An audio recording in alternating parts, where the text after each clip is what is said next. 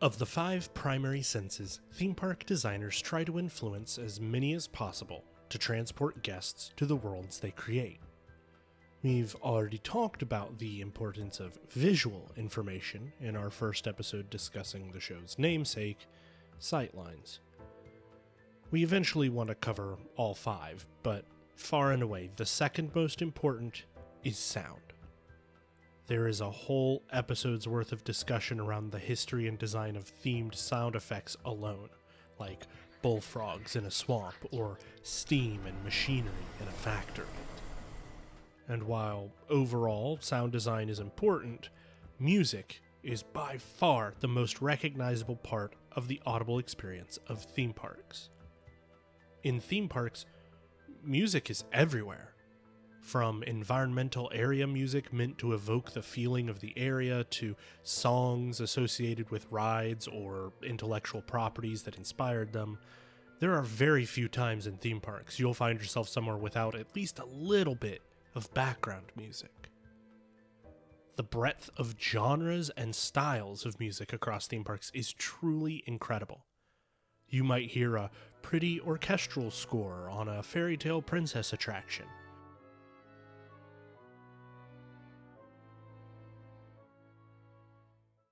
an acoustic country vibe in a Western-themed zone, some futuristic electronica in a sci-fi area, and a bold, strident, action-focused march around dinosaurs and archaeologists. We could do a standalone episode about how to make each of those styles of music and many, many, many more besides. If you want to see a Sightlines series on how to make different theme park music themes, let us know in the comments and we'll start working on some. But it's October, and you already saw the thumbnail, so let's focus on what is probably the most fun style of music to make: spooky. If you're not a musician or not into music education or music theory, etc., don't worry. We'll keep this discussion fairly general and just illustrate how this kind of music is made. We'll try not to get bogged down into the technical side of things, though we do have to run through a quick bit for our musician friends out there. If you're deathly allergic to music theory, skip to 7 minutes and 44 seconds. In the progress bar. As you can see, we're only going to talk about it for 4.5 minutes. First, we're going to think of this piece as centered around a certain modal scale and go based off of that. It's not exactly a key, though you can think of it that way. We're going to use E Phrygian. It's the same notes as C major, just starting on the 3rd note of the scale, or 3rd scale degree. That sounds like this.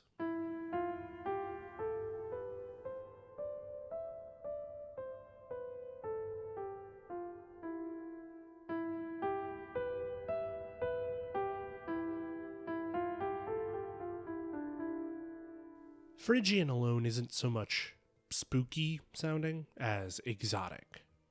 If you heard that scale and thought Middle Eastern or even Spanish, that's not wrong. Flamenco music is largely based around a modified Phrygian scale.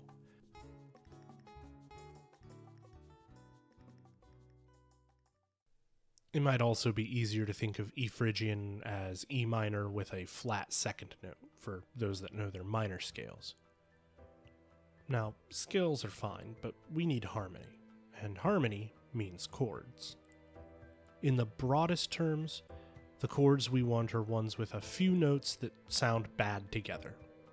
Too many notes that sound bad together is just noise, but a couple, or 3, can make a chord that sounds tense. In technical terms, musicians refer to notes that sound bad together as dissonant. We want some dissonance, but not so much that it becomes unlistenable. For our piece today, we literally just took some of the spookiest sounding chords and figured out where they could fit in E Phrygian. Shout out to Jake Lizio over at Signals Music Studio and his Spooky Chords video. We're going to use a lot of the chords he mentions over there, and if you're looking for a deeper music theory dive after watching this video, we highly recommend his channel. That said, in general, we could use just about any chords we wanted. The weirder, the better. Here's the chords and what they sound like on their own. A minor flat 6,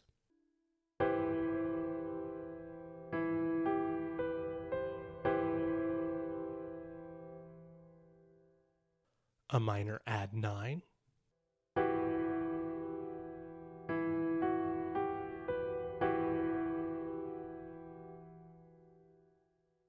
an augmented chord with a major 7th,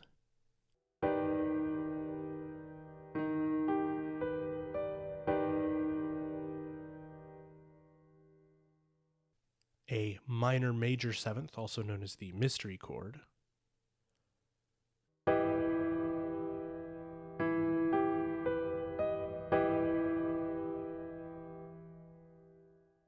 and a half diminished chord. We voiced all these chords based on how they made sense in E Phrygian, added a few extra chords to fill out the progression, and repeated some others to get this sweet progression. If none of this makes sense to you, don't worry, we're almost done with the theory, and then we'll move on to actually making a song.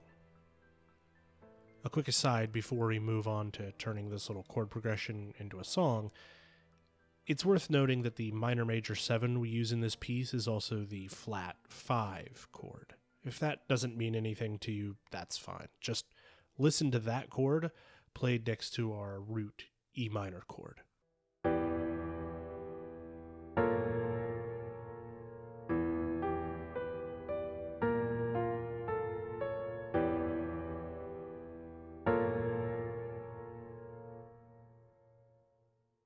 If that sounds familiar, it's because that is the stereotypical haunted house sound.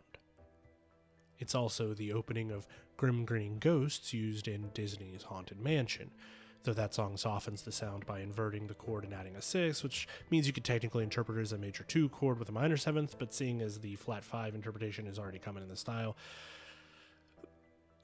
you know what? Doesn't matter. So how do we turn these chords into a song? First, we need to give it a little structure. We'll loop the first 4 chords as kind of a vamp.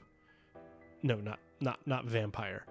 A vamp is a short piece of repeating music that serves as background.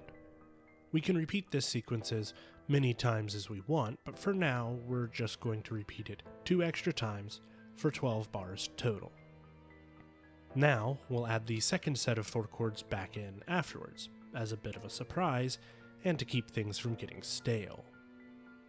We'll use a slowish tempo to increase the sense of dread, and play the chords long and slow as well, what's known as a drone. Let's add some drums that sound like a heartbeat. Alright, this is sounding pretty spooky, but it also sounds very generic. If we're talking theme park music, our music needs to match up with a theme. Now, in music, a theme usually means a melodic idea that gets repeated throughout a piece. We're going to set that definition aside for this episode. When we say theme here, we mean the different settings of a theme park. The good news is that the simple piece of music we have can function as a base for just about any theme we want. There are so many different themes used in horror, we're spoiled for choice. We could even use some of the themes we listed earlier, like a Western ghost town.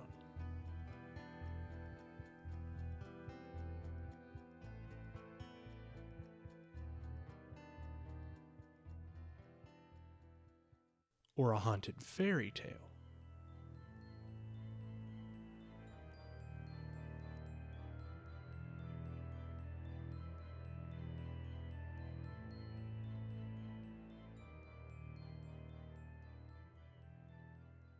From a theme park perspective, a piece of music's theme can be a location, a time period, a feeling or emotion, etc. The first way we make our generic piece match our theme, as you could probably tell from those 2 samples, is orchestration. That means we choose instruments that match the sound of the theme and arrange our music to suit those instruments. For example, we used guitars and dry, acoustic-sounding drums to create a feeling of an Old West ghost town populated with actual ghosts. This is exactly how a song is reworked into a different genre from the original to fit the theme of a land in a theme park, like playing a ragtime version of It's a Small World on Main Street, USA. Once we have an arrangement that suits our theme, we can expand the sense of place by adding sound effects. This may seem like something separate from the music, but actually choosing where and when to add these sounds into the piece really matters. Depending on how our song is going to be played, we can even use the stereo field to pan these sounds around the listener, which makes the sense of being transported to a place even stronger. For example, we could orchestrate for a haunted forest, then add the sound of wind, crunching leaves, snapping twigs, and animals in the distance to make listeners feel like they're out in the woods at night. In a longer piece, we might repeat the vamp for more than just 12 bars, and then use the other 4 chords, each played for a couple bars each, to make a longer phrase, what's often called a turnaround. This works to build tension until we loop back into a different version of the original vamp section, with different instrumentation and sound effects to represent a new area or vibe. We could take our haunted forest section, and by adding a creaking door and a fireplace, simulate going from out in the spooky forest to inside the parlor of a haunted house. Of course, this isn't the only way to make spooky songs. We can literally take existing, and in this case public domain, music, reorchestrate, reharmonize, and rearrange it to make it sound spooky. Take Entry of the Gladiators by Julius Ernest Wilhelm Fusik? By that guy, for a spooky circus.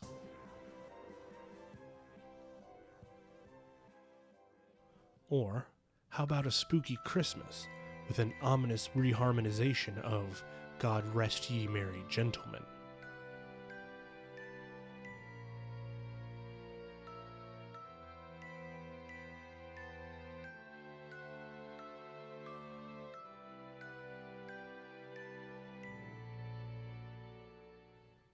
When it comes to writing spooky music, there are really only 3 central things that matter. First, evoking a mood overrules any and all rules of good music composition. If it sounds scary and intense, it works. Job well done. There are tons of horror movie scores that just put a single note in the high strings and drone it for literal minutes with very little additional music just to build tension for a jump scare. This is not necessarily good or enjoyable or even listenable music, but it's effective for its purpose, and that is all that matters. The second important key to writing spooky music is matching the sounds to the theme.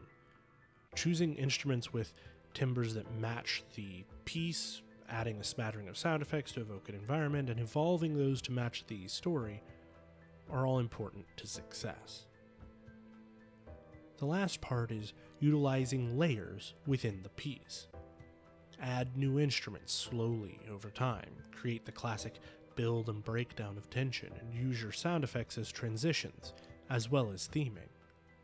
Background music isn't meant to be a bop, or a jam, or whatever your generation calls a good song. Background music shouldn't be boring, but it also shouldn't draw too much attention to itself. It's meant to provide emotional ambiance, unless you're just playing some power metal because the theme is amped. We hope you've enjoyed this very brief exploration of spooky music. If you had fun or learned something from it, Please subscribe, like, do all the things, and if you want to see more thematic music explored in other episodes, leave us your suggestions for musical styles in the comments below. We hope you have a great day. We'll see you next time.